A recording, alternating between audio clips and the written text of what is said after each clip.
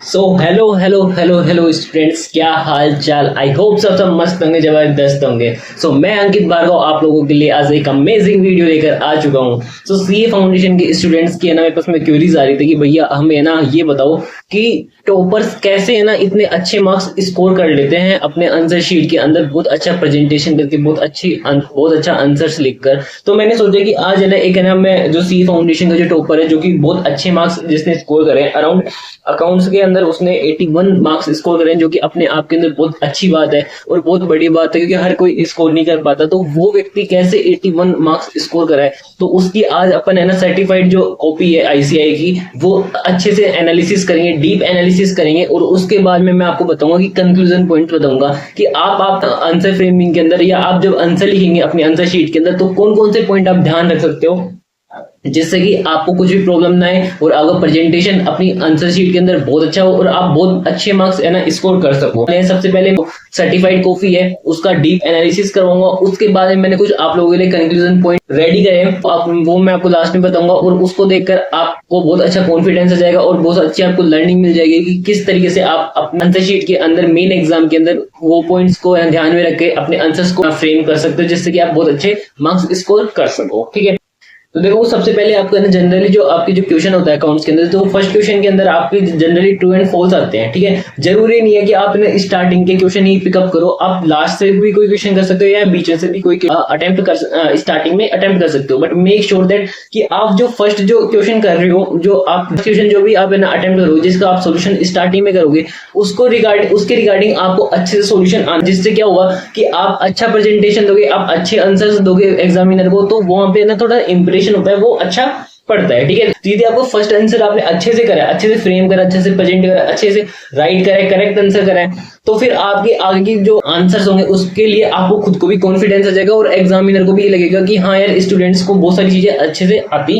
है। ठीक है, तो इस स्टूडेंट ने क्या करा, सबसे पहले जो ट्रू फॉल्स वाले जो क्वेश्चंस होते हैं वो करे। अब देखो मेजरली ये मत कर देना कि ट्रू फॉल्स वाले जो क्वेश्चंस आते हैं वहां पे आप है ना डायरेक्ट आंसर लिख कर आ जाओगे ट्रू एंड फॉल्स। ठीक है, डायरेक्ट ये मत करके आ जाना कि ट्रू एंड फॉल्स, इनके साथ में रीजंस भी लिखने होते हैं आपको। तो ये बात याद रखना कि जैसे इस स्टूडेंट ने देखो यहाँ पे फर्स्ट पार्ट का आंसर है ट्रू, तो ट्रू के साथ में इसने पूरा ना इस एक्सप्लेनेशन दिया कि क्यों ये जो आंसर है इसका ट्रू आंसर है। ठीक है, और जैसे फॉल्स लिखा है तो फॉल्स क्यों फॉल्स है इसका आंसर, तो आपको ट्रू और फॉल्स के पीछे है ना आपका जो रीजन होता है ना उसको भी आपको एक्सप्लेन करना होता है, तब जाकर आपको फुल में से फुल मार्क्स मिलते हैं। ठीक है, तो ट्रू फॉल्स वाले क्वेश्चंस के अंदर क्या ध्यान रखना है कि ट्रू फॉल्स के मेन आंसर के साथ में आपको उसके रीजंस भी आपको एक्सप्लेन करना है। ठीक है, नेक्स्ट आता है अपने पास में। ठीक है, देखो इस स्टूडेंट ने क्या करा, फर्स्ट पार्ट जो ट्रू फॉल्स वाले क्वेश्चन थे वो कर लिए, उसके बाद में फर्स्ट का जो बी पार्ट था, ठीक है, वो इसी पेज से कंटिन्यू करने की कोशिश करिए। देखो यहाँ पे बी वाला पॉइंट, ठीक है, जबकि ऐसा नहीं करना होता, यहाँ से थोड़ा सा इंप्रेशन गलत पड़ता है। ठीक है, आपको क्या करना है कि आप जो भी क्वेश्चन हो, नया क्वेश्चन हो या कोई क्वेश्चन का पार्ट हो, जैसे कि फर्स्ट क्वेश्चन का ए पार्ट अलग हो गया, बी पार्ट अलग हो गया, सी पार्ट अलग, तो कोई भी नया क्वेश्चन या कोई भी क्वेश्चन का न्यू पार्ट, वो आपको ट्राई करना है कि आप वो न्यू पेज से ही स्टार्ट करो, बाकी जो भी आपकी लाइन बच गई, जो भी पेज बच गया उसको वहां पे स्किप कर दिया करो। तो आप ये ऐसे भी कर सकते थे, ये वाला जो पार्ट है यहाँ पे ना आराम से इसको इस पेज छोड़ देते और ये वाला पार्ट आप नेक्स्ट वाले पेज पर कंटिन्यू कर सकते थे, जैसा कि इस स्टूडेंट ने नहीं करा। तो आप ये ध्यान रखना कि कोई भी नया क्वेश्चन आए या कोई भी क्वेश्चन का दूसरा पार्ट यदि आप करो तो मेक श्योर आप न्यू पेज से ही उसकी स्टार्टिंग करो। ठीक है, तो ये वाला पॉइंट आपको ध्यान रखने वाला पॉइंट है। ठीक है, इससे क्या होता है, आपको जो प्रेजेंटेशन होता है वो थोड़ा अच्छा हो जाता है आपकी आंसर शीट के अंदर। ठीक है, नेक्स्ट पॉइंट देखो, आपके पास में बहुत सारे अकाउंट्स के अंदर तो मोस्टली क्वेश्चन कौन से आएंगे, आपके पास में वो वाले क्वेश्चन आएंगे जहां पे आपको फॉर्मेट्स वगैरह बनाने का। ठीक है, फॉर्मेट्स वाले क्वेश्चन आएंगे, तो फॉर्मेट वाले क्वेश्चन के अंदर है ना मेक श्योर करो कि आप जो भी आंसर्स लिख रहे हो ना वो बहुत नीट एंड क्लीन लिख रखे हो। जैसे इस स्टूडेंट ने देखो कितना नीट एंड क्लीन लिख रखा है, देखो इसने कितना अच्छा प्रेजेंटेशन कर रखा है, यहाँ पे पूरा प्रॉपर लिख रखा है, सेल्स रिटर्न बुक्स, उसके बाद में यहाँ पे डेट लिख रखी है, फिर यहाँ पे वाउचर्स लिख रखे हैं, पर्टिकुलर्स लिख रखे हैं, अमाउंट लिख रखे हैं, अमाउंट लिख रखे हैं, फिर किस तरीके से इसने कितना अच्छा प्रेजेंटेशन कर रखे, फिर लास्ट में इसने नोट्स भी दे रखे हैं, जहाँ पे आपको रिक्वायरमेंट लगे यार यहाँ पे हमें नोट्स देने की जरूरत है, वहां पे आप नोट्स भी लिखे हो। तो इस तरीके से जो भी आपके आंसर्स होंगे उसको आपको किस तरीके से प्रेजेंट करना है कि नीट एंड क्लीन प्रेजेंटेशन आपका रखना है। ठीक है, मेरे पास में एक कॉमन क्वेरी आती है स्टूडेंट्स की कि भैया हमारी राइटिंग है ना अच्छी होनी चाहिए, गंदी है तो क्या करें। ठीक है, तो आपकी राइटिंग है ना मैटर नहीं करता कैसी भी है। ठीक है, आपकी राइटिंग है ना एटलीस्ट बस एग्जामिनर को समझ में आनी चाहिए कि आपने जो लिखा है ना वो समझ में आ रहा है, वो पढ़ने लायक हो, बस इतना रखना है। रीजनेबल राइटिंग भी है ना, आपकी हैंड राइटिंग है तो भी आपका काम चल जाएगा, ठीक है। तो ऐसे कोई बड़ा इशू नहीं है, ठीक है। बस सामने वाले को आप जो लिखना चाह रहे हो, जो आप बताना चाह रहे हो, वो बस उसको समझ में आना चाहिए, पढ़ने लायक होना चाहिए, ठीक है। इतना रखना है, ठीक है। तो इस तरीके से कर सकते हो, ठीक है। अब जैसे इस तरीके का क्वेश्चन है, बैंक रिकंसिलिएशन बीआरएस का क्वेश्चन है, ठीक है, बीआरएस का क्वेश्चन। अब इसने क्या करा, जितने भी जो एडजस्टमेंट थे ना, जो पॉइंट्स थे, वो सारे एक साथ लिख दिए, ठीक है। जबकि आप यहाँ पर क्या कर सकते थे, वन लाइन का गैप दे सकते थे। जो भी फॉर्मेट वाले जो क्वेश्चन रहेंगे ना, वहां पर ट्राई करना कि आप एक एक लाइन का गैप दे जाओ, मतलब दो पॉइंट्स के बीच में, जिससे कि क्या होता है, आपका प्रेजेंटेशन होता है ना, वो थोड़ा अच्छा बनता है क्वेश्चन का, ठीक है, सोल्यूशन का।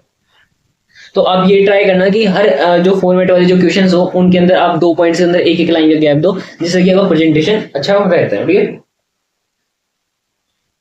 और देखो यहाँ पर देखो, इस स्टूडेंट ने मशीन अकाउंट बनाने की कोशिश करी, ठीक है, मशीन अकाउंट इसने बनाया, उसके बाद में इससे कुछ गलती हो गई, ठीक है। अब गलती होने के बाद में इसने क्या करा, कट पे कट करने लग गया, देखो, ठीक है। यहाँ पे देखो कट पे कट करने लग गया ये। इस तरीके की ओवर राइटिंग और इस तरीके की कटिंग है ना, आपको नहीं करनी, ये अवॉइड करना है। आपको कैसे करना है, आपको सिंपल कटिंग करनी है। देखो इस स्टूडेंट ने इस तरीके की कटिंग कर रखी है, जो कि आपको नहीं करनी है। आपको क्या सिंपल सा कट लगाना है, वन लाइन वाला। आपको वहां पर खुद की है ना आर्ट नहीं दिखानी कि हमें देखो कितनी अच्छी ड्राइंग आती है, ये नहीं दिखाना आपको, ठीक है। वहां पर आपको सिर्फ सिंपल सा कट लगाना है, वन लाइन वाला, ठीक है। उसके बाद में आप नेक्स्ट आंसर लिख सकते हो। इस स्टूडेंट के जैसे मत करना, ठीक है। इससे क्या होता है, जो आपका प्रेजेंटेशन है उस पर इफेक्ट पड़ता है, ठीक है। आप यदि बार बार है ना ओवर राइटिंग कर रहे हो, ज्यादा कटिंग कर रहे हो, तो आपका प्रेजेंटेशन थोड़ा खराब हो जाता है आंसर का। यदि आपने सिंपल सा कट करा, क्योंकि अकाउंट के पेपर में या किसी भी पेपर के अंदर नो डाउट हमसे गलती हो सकती है, रोबोट्स है नहीं जो हमसे गलती ना होगी, तो हमसे गलती हुए कोई दिक्कत वाली बात नहीं है। आप सिंपल सा कट लगाओ, उसके बाद में आगे बढ़ जाओ। ऐसे नहीं कि वहां पे कट करते ही रहो, ठीक है। एग्जामिनर को हमारी ड्रॉइंग्स नहीं दिखानी, हमें हमारी आर्ट नहीं दिखानी। तो कटिंग ज्यादा नहीं करनी, ओवर कटिंग नहीं करनी, ठीक है, ओवर राइटिंग नहीं करनी, ठीक है। सिर्फ एक सिंपल सा कट लगाना है यदि गलती होती है तो। और मेक श्योर ट्राई करा करो कि गलती ना हो, और गलती हो तो कोई दिक्कत वाली बात नहीं है, सिंपल सा कट लगाओ, आगे बढ़ो, ठीक है। देखो, और जब फॉर्मेट वाले जो क्वेश्चन आते हैं ना, उसके अंदर जो छोटी छोटी जो चीजें होती है ना, वो जरूर लिखा करो, क्योंकि वो एग्जामिनर को नोटिस करता है कि इस स्टूडेंट ने फॉर्मेट के अंदर फॉर्मेट को अच्छे से बनाया है या नहीं बनाया है। उसके भी अलग से मार्क्स होते हैं, ठीक है। कभी कभार आप कोई चीज छोटी मोटी चीज नहीं लिखते हो ना, तो examiner half marks, one marks cut कर लेता है। लाइक जैसे ये वाला जो क्वेश्चन है, जैसे यहाँ पर trading and profit and loss account है, तो इसने देखो कैसे ऊपर डेबिट लिखा है, क्रेडिट लिखा है। आधे से ज्यादा बच्चे ये तो लिखते ही नहीं है कि है ना, जो अपना राइट साइड होता है वहां पे क्रेडिट आता है, लेफ्ट साइड में अपन डेबिट लिखते हैं, फिर पर्टिकुलर लिखो, फिर अमाउंट लिखो, फिर पर्टिकुलर अमाउंट, ये अच्छे से लिखा करो। और अमाउंट के साथ में ना आप ये रुपीज वाला साइन भी लगाएगा, जैसे इस स्टूडेंट ने नहीं लगा रखा, ठीक है। तो इस तरीके से फॉर्मेटिंग का अच्छे से ध्यान रखा करो, ठीक है। और जैसे कि है ना बहुत सारे स्टूडेंट होते हैं, वो बना जो बैलेंस शीट हो गई, या प्रॉफिट एंड लॉस अकाउंट हो गया, trading and profit and loss account हो गया, तो वो डायरेक्ट लिख के काम चला देते हैं, आगे चल जाते हैं, जय माता दी बोल के आगे निकल जाते हैं। बट नहीं, यहाँ पे ऐसे बैलेंस शीट के साथ में आपको क्या लिखना होता है, एज ऑन डेट 31 मार्च, जो भी आपका ईयर है वो। और साथ में ये लिखा हो कि किसकी बुक्स के अंदर बना रहे हैं, in the books of Piyush limited या पीयूष कंपनी, जो भी आपका है ना कंपनी का नाम दे रखा हो, जो भी वेंडर दे रखा होगा, जो भी जिस भी व्यक्ति का नाम दे रखा होगा, जिसकी बुक्स में अपन बना रहे हैं, वो पूरा लिखा करो। ऐसे नहीं बैलेंस शीट फिर नीचे अपन असेट लाइबिलिटी का काम स्टार्ट कर दिया, नहीं। अपने को बैलेंस शीट या जो भी trading and profit loss account, फिर उसका ये देखो लिखो कि वो अपन कौन सी डेट को बना रहे हैं, ठीक है, किसकी बुक में बना रहे हैं, ये अच्छे से लिखा करो। इसका बहुत इंपैक्ट पड़ता है आपकी प्रेजेंटेशन पे, ठीक है। जैसे इस स्टूडेंट ने बहुत अच्छा लिख रखा है, तभी जाकर इसको 81 मार्क्स मिले, जो कि बहुत अच्छे मार्क्स है। 81 मार्क्स के अंदर 2 स्टूडेंट पास हो जाते हैं एक सब्जेक्ट के अंदर, ठीक है। और जैसे कि जहां पे भी आपको नीड होना कि वहां, बहुत सारे क्वेश्चन अकाउंट्स के अंदर ऐसे होते हैं जहां पे अपन हमें अकाउंट्स नोट्स टू अकाउंट की नीड होती है, तो वहां पर क्या करो, मेन आंसर लिखो, उसके बाद में नोट्स टू अकाउंट लिखकर उसके पॉइंट्स डाल दो। जैसे इस स्टूडेंट ने क्या करा कि डायरेक्ट पॉइंट स्टार्ट कर दी, लाइक जैसे डेप्रिसिएशन इसने कैसे कैलकुलेट करा, ठीक है। उसके बाद में जो अमाउंट ऑफ इंटरेस्ट है वो कैसे कैलकुलेट करा, इसके ऊपर ही ये लिख देता नोट्स टू अकाउंट, तो थोड़ा और अच्छा हो जाता है। अब यहाँ पर एक है ना क्वेरी और आती है स्टूडेंट्स की कि भैया हमें notes to account main answer के बाद में लिखना चाहिए या मेन आंसर के पहले लिखना चाहिए। तो स्टैंडर्ड ये कहता है कि आपको है ना मेन आंसर लिखना चाहिए, उसके बाद में आप क्या लिख सकते हो, नोट्स टू अकाउंट लिख सकते हो। बट ऐसा स्ट्रिक्ट रूल नहीं है, ठीक है। अपन पहले भी नोट्स टू अकाउंट कर सकते हैं मेन आंसर के पहले, और अपन मेन आंसर के बाद में भी क्या कर सकते हैं, नोट्स टू अकाउंट कर सकते हैं। इसमें कोई बड़ा इशू नहीं है, ठीक है।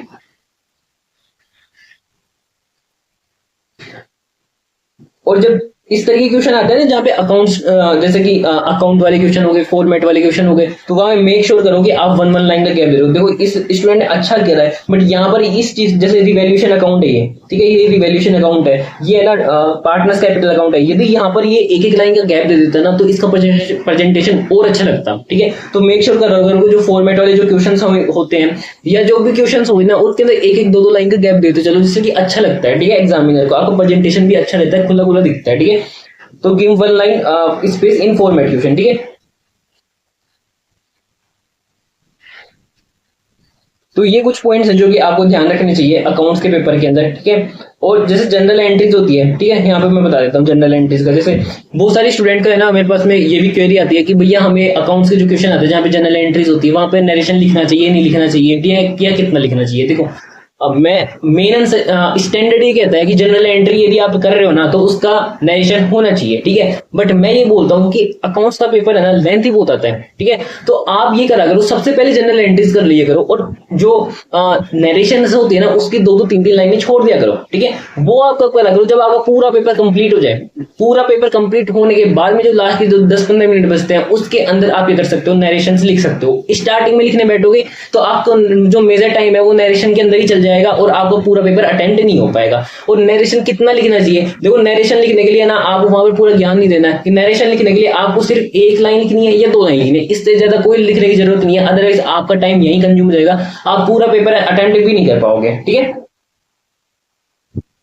तो इस तरीके से आप जनरल एंट्रीज के अंदर नरेशन लिख सकते हो। ठीक है, जैसे कि इस स्टूडेंट ने देखो एक लाइन का नरेशन लिख रखा है, वो सफिशिएंट है, एक लाइन दो लाइन, इससे ज्यादा लिखना ही नहीं है। और इतना ज्यादा तो आपके पास टाइम होता भी नहीं कि आप 5-5 10 लाइन का नरेशन लिखोगे। ठीक है, क्योंकि जनरल एंट्रीज इतनी सारी होती है हमारे पास में और इतना बड़ा पेपर होता है, तो इस तरीके से ध्यान रख सकते हो। और देखो जहां पे भी जनरल एंट्रीज है या अपन बैलेंस शीट बना रहे हैं या कहां पर भी आपको लग रहा है कि यहाँ पे नोट देना चाहिए, तो प्लीज उसके नोट लिखा करो। देखो यहाँ पे इस स्टूडेंट ने देखो जनरल एंट्रीज बनाने के बाद में नोट लिखा है, नोट लिखकर यहाँ पे पूरा इसने बताया कि हमारी ऑथराइज्ड कैपिटल इतनी है। ठीक है, इसके बाद में ये प्रोराटा के बेसिस पे अलॉट हो रखी है। तो जहां पे भी आपको जिस भी प्रकार का लगता है कि यहाँ पे इस चीज का नोट देना चाहिए, वहां पे जरूर नोट देगा। नोट के अलग से मार्क डिनोट होते हैं, यदि आपने पूरा क्वेश्चन सही करा है उसके बाद में आपने नोट नहीं दिए तो भी आपके 1 या 2 मार्क्स या हाफ मार्क्स कट हो सकते हैं। जैसे इस स्टूडेंट को देखो 1.5 मार्क्स मिले किस चीज के, नोट लिखने के। अब यदि ये क्वेश्चन ये नोट किसी ने नहीं लिखा होता तो उसके 1.5 मार्क्स डिडक्ट हो जाते हैं। ठीक है, तो आप ये सारे पॉइंट्स है ना थोड़ा सा ध्यान रख सकते हो अकाउंट के पेपर के अंदर। तो अपन ने डीप एनालिसिस करा कि इस जो स्टूडेंट ने जो पीए की टॉपर है जो कि 81 मार्क्स से स्कोर कर रहा है वो कैसे खुद के आंसर से लिखा है, और जिससे कि अपन पॉइंट कंक्लूड कर सकते हैं और ये पॉइंट्स अपन ध्यान रख सकते हैं। और अब मैं आपको अल्टीमेट कंक्लूजन बता देता हूँ पूरे एनालिसिस का कि ये पॉइंट आप में ध्यान रख सकते हो। और साथ में ये वाले जो पॉइंट्स है आप आपकी कॉपीज में भी लिख सकते हो, आप ये अपने नोट्स के अंदर भी लिख सकते हो, जिससे कि आप ये पॉइंट्स ध्यान रहे। ठीक है, और यदि वीडियो आपको अच्छी लग रही है ना तो प्लीज एक कमेंट करके जाना और है ना लाइक भी करके जाना। ठीक है, अब मैं आपको कंक्लूजन पॉइंट बता देता हूँ पूरे अकाउंट के पेपर में आपको कौन कौन से पॉइंट ध्यान रखने हैं। ठीक है, ये मैंने बहुत डीप एनालिसिस करा था, उसके बारे में मैंने फ्रेम करा। ठीक है, तो सबसे पहले तो क्या होता है 15 मिनट को मिलती है अपने को रीडिंग टाइम। ठीक है, 15 मिनट का जो रीडिंग टाइम मिलता है ना उसमें आपको क्या करना है, उसमें आपको ये डिसाइड कर लिया कौन सा तो क्वेश्चन करना है और कौन सा क्वेश्चन नहीं करना। क्योंकि हमारे पास में एक क्वेश्चन की चॉइस होती है ना कि अपन कोई एक क्वेश्चन छोड़ सकते हैं और बाकी सारे क्वेश्चन कर सकते हैं। तो 15 मिनट के अंदर जो भी क्वेश्चन है वो आप सारे पढ़ लो। ठीक है, उनके एडजस्टमेंट पढ़ लो तो उससे आपको आइडिया मिल जाएगा कि कौन सा क्वेश्चन मुझे करना है, कौन सा क्वेश्चन नहीं करना। तो 15 मिनट के अंदर ये डिसाइड कर लिया करो कि कौन सा क्वेश्चन करना है और कौन सा क्वेश्चन नहीं करना। और एक चीज है ना वो भी डिसाइड कर लिया करो, वो मैंने लिखना शायद भूल गया, कि सीक्वेंसिंग ऑफ क्वेश्चन। जो भी आप क्वेश्चंस करोगे, जैसे कि जो क्वेश्चन को आपको एलिमिनेट करना है वो तो आपने एलिमिनेट कर दिया, बाकी जो क्वेश्चंस है वो आप किस सीक्वेंस के अंदर करोगे तो वो भी आप फिक्स कर लिया करो।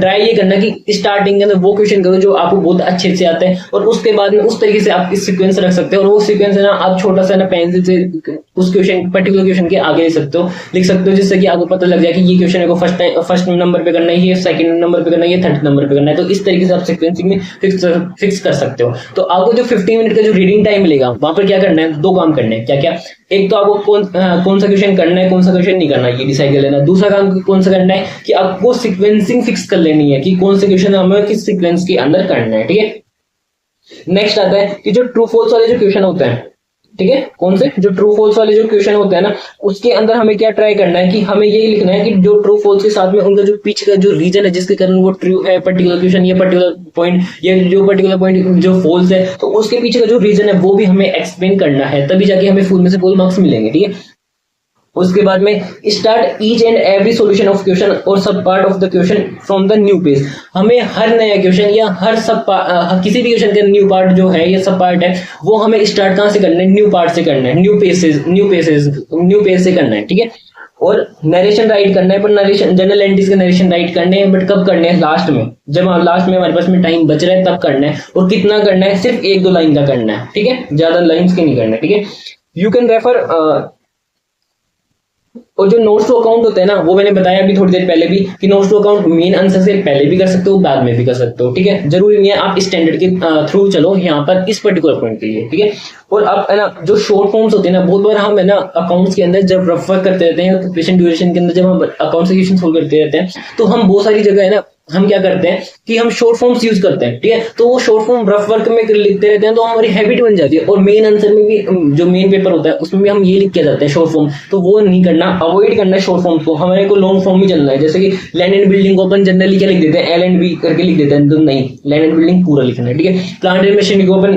पी एंड एम लिख देते हैं। ठीक है, ये नहीं लिखना है। ठीक है, प्लांट एंड मशीनरी पूरा लिखना है, तो शॉर्ट फॉर्म को बिल्कुल अवॉइड करना है। ठीक है, और जो क्वेश्चंस होते हैं ना उनको प्रॉपर फॉर्मेटिंग के साथ में सोल्व करना है, डेबिट लिखना है, क्रेडिट लिखना है, पर्टिकुलर्स अमाउंट के आगे साइन लिखना है। ठीक है, तो ये अच्छे से करना है। ठीक है, लास्ट का जो टोटल अमाउंट होता है उसके नीचे जो है ना 2 लाइंस हमें ड्रॉ करनी होती है, तो वो सारा करना है। तो जो भी क्वेश्चन है उसको जो जैसा भी उसका पर्टिकुलर फॉर्मेट है, वो पर्टिकुलर फॉर्मेट को है ना देखना और पर्टिकुलर फॉर्मेट के अकॉर्डिंग उसका आंसर करना है। ठीक है, अवॉइड करना, क्या अवॉइड करना है, हमें ओवर राइटिंग कटिंग करते हैं वो हमें अवॉइड करनी है जितना हो सकता है। और इफ यानी कि आपसे कोई गलती हो भी जाती है तो सिंपल सी कटिंग करना, ऐसे नहीं है वहां पर ड्राइंग करने लगे। मैंने बताया एग्जामिनर को खुद की आर्ट्स नहीं दिखानी है, हमें यहाँ पे पेपर कंप्लीट करके बहुत अच्छे मार्क्स स्कोर करने हैं। ठीक है, तो इस तरीके से हमें क्या नहीं करना, कटिंग नहीं करना। हमें गलती हो तो सिंपल सा 1 लाइन का कट लगाओ, जय माता दी बोल के आगे बढ़ो। ठीक है, तो ये सारे कुछ कंक्लूजन पॉइंट है जो आप ध्यान रख सकते हो। और ये वाले जो कंक्लूजन पॉइंट है वो आप है ना क्या कर सकते हो, खुद के नोट्स के अंदर भी लिख सकते हो, जिससे कि आपको